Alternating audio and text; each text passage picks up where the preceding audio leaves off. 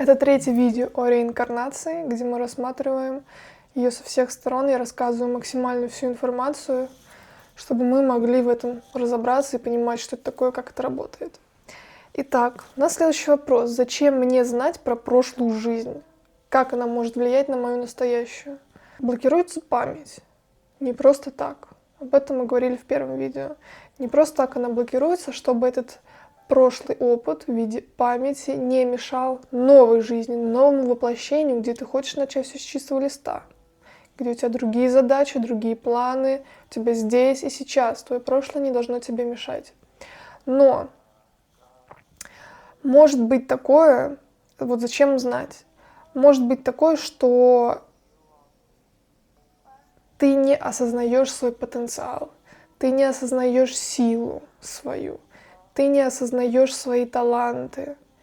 И ты можешь не признавать просто-напросто те таланты, которые в тебе имеются. А они приходят с опытом из прошлых жизней.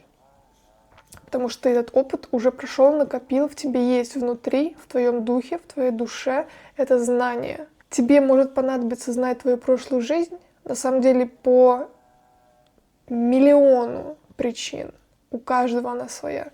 Но в целом, для того, чтобы осознать то, что сейчас в этой жизни ты не можешь осознать чисто с тем опытом, который у тебя здесь есть. Потому что тебе, например, могли вообще вдалбливать, что ты никто. Потом твой дух, твое духовное высшее я открывает тебе твои прошлые жизни, они начинают тебе сниться, ты начинаешь выходить в астрал, ты начинаешь вспоминать, ты начинаешь смотреть там в какие-то места на какие-то вещи, какие-то страны, ты начинаешь чувствовать отклик, ты начинаешь вспоминать, что это вот что-то оно, или даже человека, что все ты это уже знаешь, ты это видел, или ты пробуешь что-то новое делать, и ты понимаешь, что у тебя получается в разы лучше, чем у других, потому что ты это уже делал, оказывается. И, соответственно, все это происходит для того, чтобы ты какой-то необходимый тебе опыт, или знание, или понимание о себе, или даже о мире, привнес в эту жизнь. Это может быть что угодно. И это происходит, если это нужно. Если это не нужно, это не происходит. Если это будет тебе мешать сконцентрироваться на твоей задаче в этой жизни, тебе это не будет открываться. Если тебе это открывается, то тебе это на пользу, тебе это необходимо. Даже если там было что-то страшное. Потому что это может открываться для того, например, что ты там убил 1000 человек в прошлой жизни. Тебе это может открываться для того, чтобы ты здесь этого не повторил. Или чтобы ты понял, откуда идет твоя внутренняя боль, внутренняя агрессия, воинственность и прочее. Может быть много вариантов. В общем-то, знать про прошлую жизнь не всем нужно. Но если это нужно, если это происходит, если вы это очень сильно хотите, то это может открыть новые двери внутри вас самих. Новое сознание. И как прошлые воплощения могут влиять на настоящую жизнь? Во-первых, это предрасположенности, таланты, потенциалы, которые у вас уже заложены. Но расскажу вот как раз сейчас свою историю. С детского сада я уже рисовала лучше других. С детского сада мое мышление уже было одновременно с этим очень логическим, и я уже придумывала, мастерила там всякие идеи именно, как сказать, научные. Ну, конечно, это было на детском уровне, но я придумывала там, как сделать так, чтобы машина летала, чтобы у нас были НЛО. В детском саду. В детском саду. В детском саду ребенок придумывает механизм. Конечно, он не рабочий, потому что это ребенок. Но я придумала механизм, как сделать так, чтобы машина летела. И не с вертушкой, как у вертолета, и не как у самолета, какие-то двигатели, а по-другому. И навык вот этого рисования, который с детства проявлялся гораздо сильнее, чем у других. И это замечали все. Но ты сам этого не понимаешь, что в тебе это есть, но другие это замечают. Как это, откуда это берется? Это берется из твоих прошлых воплощений. Потому что в прошлой жизни я была и художником, и изобретателем, как это сказать. Такой как бы микс ученого с философом, с художником, который все это изображает. Там была такая смешанная фигня, и еще несколько жизней. То есть много жизней же было. Прошлое, в какой-то ты был одним, в какой-то ты был другим. Они очень яркие, они очень в тебе отложились. Или ты прям жизнь за жизнью ты одну и ту же роль исполнял и все больше развивал свой навык. И это потом проявляется в нынешней жизни. Твои таланты, твои предрасположенности. У кого-то это может быть негативный опыт. Ну, в целом, наверное, у нас у всех это какой-то негативный опыт из прошлой жизни может влиять на нынешнюю. Ты можешь... ты переносишь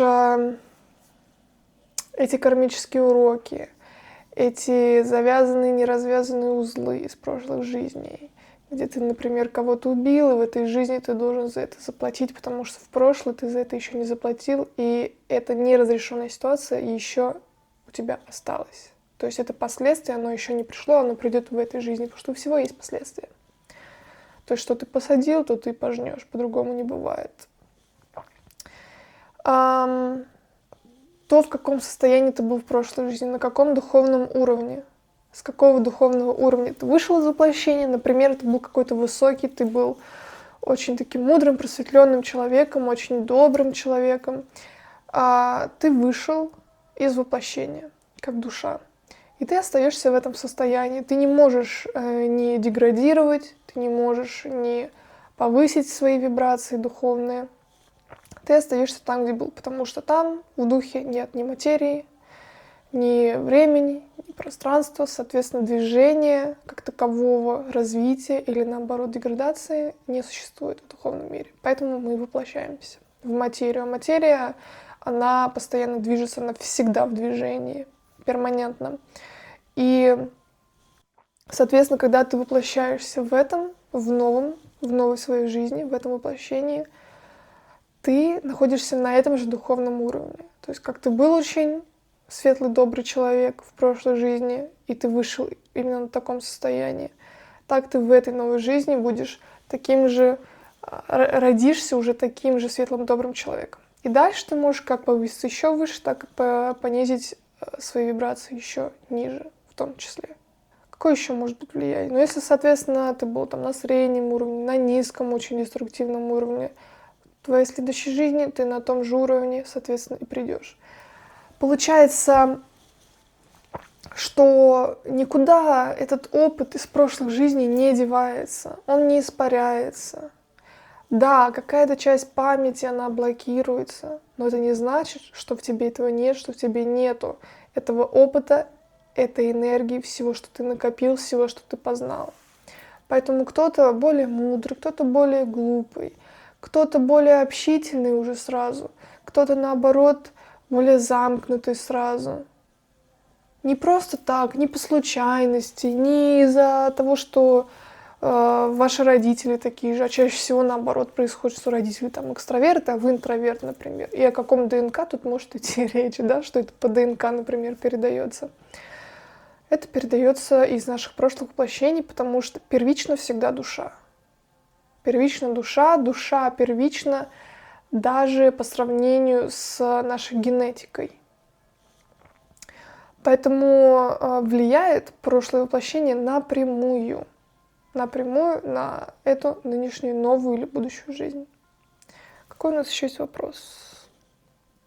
Вот, интересный вопрос. Почему, если души реинкарнируют, людей на Земле становится все больше и больше? Откуда новые души? Этот вопрос мне очень понравился. То есть человек умирает на планете Земля, но откуда прирост?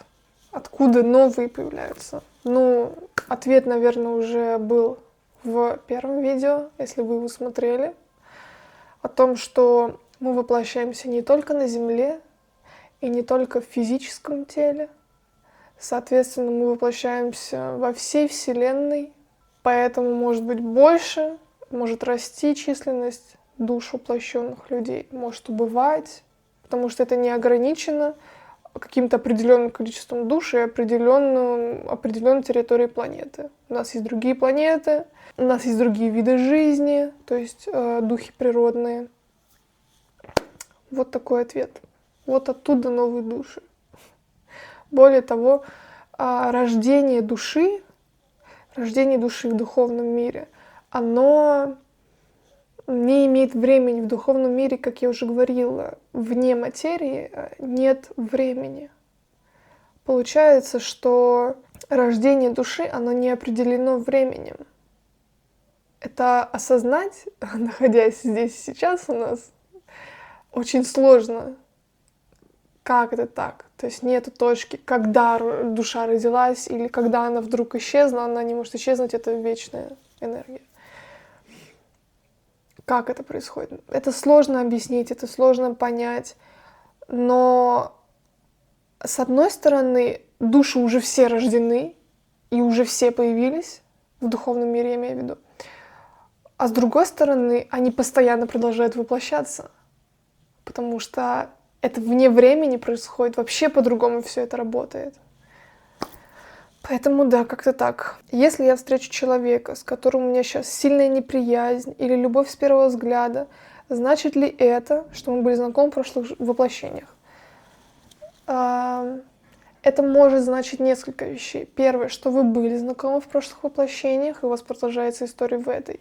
Это может значить, что пока вы находились в духовном мире, вы запланировали с этой душой, даже если до вы ее не знали, вы запланировали с этой душой пересечься и пройти определенный опыт.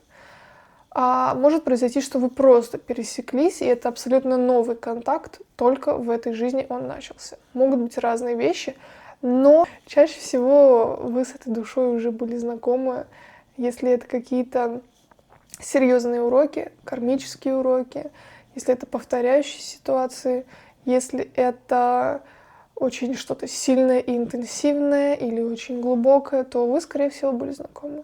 Либо вы это запланировали, но вы не особо-то и пересекались до этого. Может быть по-разному. Остальное, наверное, на следующее видео. Смотрите следующее видео о реинкарнации. Мы продолжим тему прошлых жизней и как вообще там вспомнить, почему кто-то вспоминает, безопасно ли это. Про повторяющиеся сценарии мы тоже поговорим.